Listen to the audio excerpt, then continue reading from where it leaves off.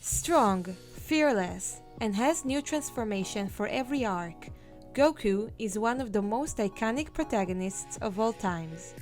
Goku has been there to protect his family, friends, and home planet from destruction countless times, but he became more dangerous and less helpful as time went on. In this video, we'll be covering Goku's character development. From the pure-hearted, caring man he was at the end of the original Dragon Ball series, to the selfish, mindless fight addict he has turned into by the end of Dragon Ball Super. Starting off 3 years after the defeat of King Piccolo, Goku faces off against his son, Piccolo Jr., in the 23rd Martial Arts Tournament. Jr. shows just as much ambition as his father to take over the world, so naturally the average viewer would expect he'll meet the same fate. To our surprise, Goku decides to spare Jr. and even convinces Kami to do the same, knowing that Piccolo is dangerous to his home and to the people he loves. A similar thing happens at the end of the Saiyan saga. After a long and gruesome battle, the Saiyan prince is about to be killed by Krillin, but Goku stops him, explaining that everyone can change for the better, and even noting that Piccolo is a good example since he was pure evil who had a change of heart. While showing compassion to others isn't a bad thing, in both of these situations it carries a huge risk. Piccolo and Vegeta could have been serious threats to the world under different circumstances, and while they were a big help in later fights, it could have gone either way. Fast forwarding to the end of the Frieza saga, the deciding fight between the Saiyan and the Tyrant could have been over fairly quickly once Goku stepped into the Super Saiyan form, but Goku being Goku had other plans.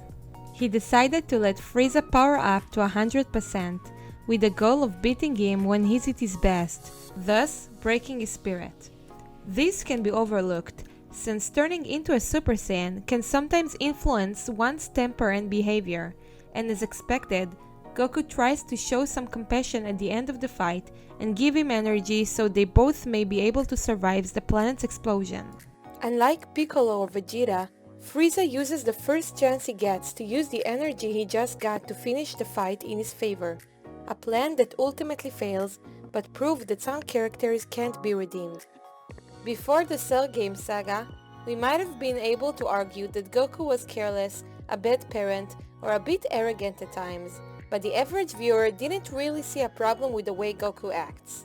In this arc, however, we can clearly notice all of these characteristics at the worst. To start off, everyone knew about the tournament 10 days in advance. While some of the Z-Warriors like Vegeta and Piccolo prepared by training in the hyperbolic time chamber, Goku chose to relax and have faith in his 11-year-old son's hitting potential. Thinking about it, if Goku had trained in the chamber for another year, he could have probably beaten Cell one by one, or worn him down to the point where someone else might have had a chance. More importantly, the decision to push Gohan to take his place in the future isn't bad, but again, Gohan was 11. Goku could have prepared for the fight against Cell properly and mentored Gohan after Cell's defeat, balancing training and a normal life. Moving on to the Cell games, a lot of people criticize Goku because he quit the match against Cell before being completely defeated. Personally, I don't think it was necessarily a bad idea. Goku had no chance of winning at this point, and in theory, Cell was at a disadvantage against his next opponent because he was somewhat exhausted. On the other hand, choosing his son to fight next and giving Cell a Senzu Bean before the fight started was irresponsible on so many levels, to say the least. Despite being slightly stronger than his father at this point in the story, Gohan was still inexperienced and unfitting to carry this burden. And to top it all off, the fact that Goku chose to let Cell have a fair fight shows just how little Goku cares for both his son and the fate of the entire world. Moving towards the end of the fight, it's important to note that while teleporting with Cell to King Kai's planet may have seemed unnecessary at first glance, Goku needs to send someone's ki in order to use the instant transmission. Having said that, he could have just done it a few seconds earlier, grabbed Kai and everyone else on his tiny planet, and teleported with them back to Earth, leaving only King Kai's home to be destroyed, and Goku alive and well to help with the final fight against Cell. While this hiccup doesn't really say much about Goku's character, it is clear that things could have been done differently on his part, and we're left with a big what if. As we move on to the final arc of Dragon Ball Z, Goku's problem here is mainly the fact that he's constantly holding back against his opponents, regardless of the risk it carries and the illogical excuses behind it. The first instance where it shows is his fight with Majin Vegeta.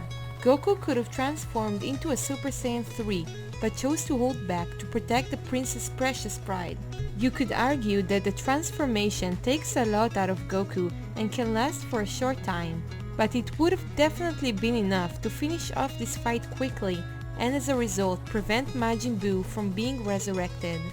Speaking of Buu, Goku is held back against him twice. The first time was against Majin Buu.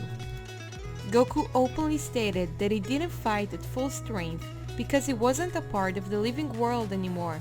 He wanted someone else to carry the torch and protect the Earth. Unfortunately, this someone else are Goten and Trunks, who were 7 and 8-year-olds.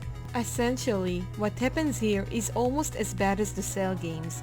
Goku throws the responsibility of protecting the world and leaves it all to the children instead of taking care of the problem himself, despite the fact that he's capable of doing so, or at least has a decent chance. He does create a much more compelling writing, but Goku needed to pass the torch more carefully, and with more thought about his sons. The second time Goku held back was against Kid Buu during the final fight on the Supreme Kai's planet. Goku and Vegeta decided to take turns fighting Kid Buu, and of course Goku was the first to give it a try. As the fight went on, the two were about evenly matched, with Goku losing stamina as the fight drags on, eventually having to switch with Vegeta. To Vegeta and to the viewer's surprise, a frustrated Goku then said he should have gone all the way out while he had the chance, and explains that he wanted to give Vegeta the chance to get a turn as well. At this point in the story, Goku was trying to stay somewhat neutral, sparing his enemies, giving other people a turn. One could argue that despite being irresponsible and careless, his intentions weren't bad. However, Dragon Ball Super's Goku slowly becomes more selfish and dangerous as the series progresses. After beating Goku on King Kai's planet, Beerus traveled to Earth in search of the Super Saiyan God. Frustrated with the absence of a worthy rival, as well as Pudding, the God of Destruction goes on a rampage, easily beating everyone in the area. It's later found out that during this fight, Goku just watched and waited as everyone else fought Beerus, and chose to step in only after the God of Destruction hurt many of his friends and family. Looking back at Goku's personality at the start of Dragon Ball Z, he would never even consider sitting on the sidelines and letting things play out when someone threatens to destroy his own and loved ones. Moving on to Goku Black Arc. This is a shifting point for Goku's character. Generally, Goku isn't the smartest in this arc, to say the least. The writers were determined to make him as goofy and childish as possible. It doesn't do anything for the story, it makes his character unbearable at times, but more importantly, his decision put everyone around him at risk. One of Goku's main problems in this arc is the fact that he consistently forgets things, very important things. One example is when Goku, Vegeta and Trunks travel to the future to fight Black and Zamasu for the first time. They suffered a decisive defeat and were forced to retreat back to the past. After their return, Bulma scolded the group for forgetting to take the senzu beans they've prepared for the trip. Guess whose fault was that? Could you imagine Goku getting to Namek with the goal of protecting his friends and his son and forgetting to bring senzu beans because he forgot them back home? We sure can't. Another instance where this happens is during their third trip to the future. This time planned to trap the immortal Zamasu in a battle with the Mafuba technique. The problem is that in order to trap someone permanently, you need to use a special seal, which Goku forgot. Again, back in the past. It's clear at this point that Goku is a plot device, used to create tension or keep the arc going, even at the cost of the way it's written. He will also be the one responsible for the events in the next arc, which will put the entire multiverse at risk. After Zamasu's defeat, Goku uses his good relationship with Zenny, the childlike, all-powerful Omni-King, to form a multi-universal battle royale. The idea seems harmless at first, but to everyone's surprise, it turned out to be a deathmatch with the universes being erased completely when all of their fighters get wrung out. While Goku couldn't have foreseen this, the fact that he didn't try to convince Zenny to change the rules or cancel the tournament altogether is a proof enough that he has objectively become selfish, if not evil in a sense. He was willing to put his family, his home, countless of lives and all of the universes at risk for the sake of an entertaining fight. A lot of characters in different shows may have the same qualities, but we've chosen to do this video about Goku because what he stands for and the way he acts are complete polar opposites. From the moment he first met Bulma, we followed a boy who was learning the importance of companionship as well as the value of strength. He used to utilize his power for good, despite him being a bit optimistic and silly at times, but turned into what you may call a chaotic neutral. He always looks for a chance to fight someone powerful, regardless of the consequences. Hope you enjoyed this video. Feel free to tell us your opinions in the comments below. Also, we're trying our best to upload at least once a week, so subscribe and hit the notification button for more content.